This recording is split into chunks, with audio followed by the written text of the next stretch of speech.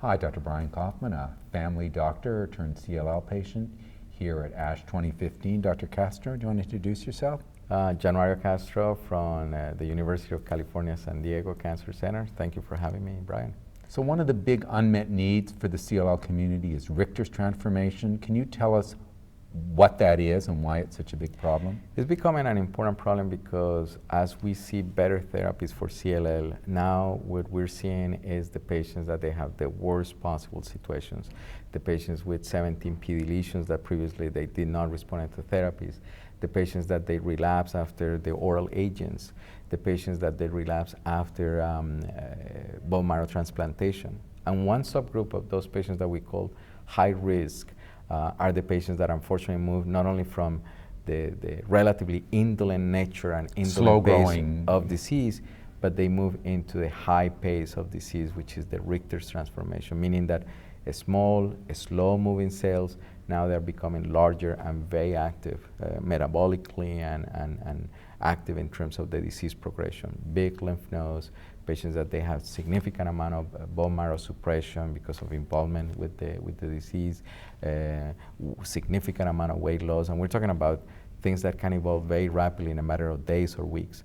As a matter of fact, the traditional concept or the knowledge around Richter's is that the median survival of a patient that has a true transformation to Richter's is about 6 months.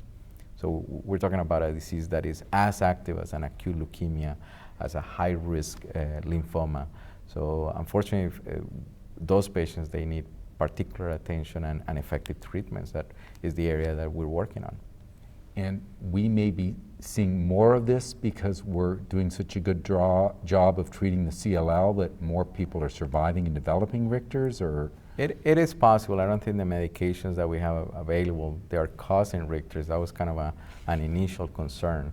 But as you're saying, as patients live longer with the disease, then we have those cells being exposed to more mutations and more changes biologically and genetically.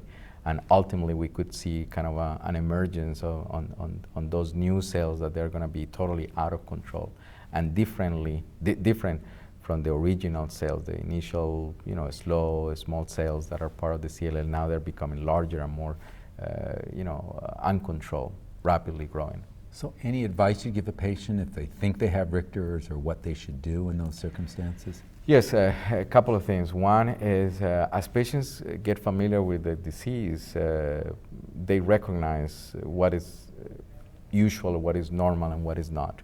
I would say, you go to the doctor every 3 to 6 months, you check on your blood counts, it's a little bit high, but not extremely high. The lymph nodes are palpable, you can feel those, but they're not extremely big. But I would say more important than the numbers or the physical examination would be the general symptoms. A patient that abruptly becomes sick, a patient that abruptly starts losing weight, a patient that sometimes get confused because of metabolic changes.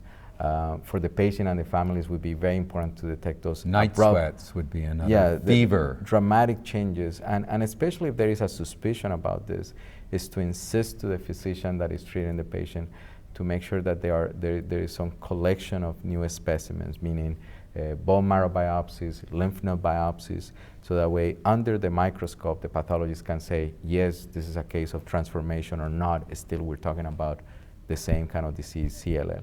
That distinction is critical for planning the treatment and start kind of new therapies if needed. Because the treatment for CLL and Richter's can be radically different. Very different.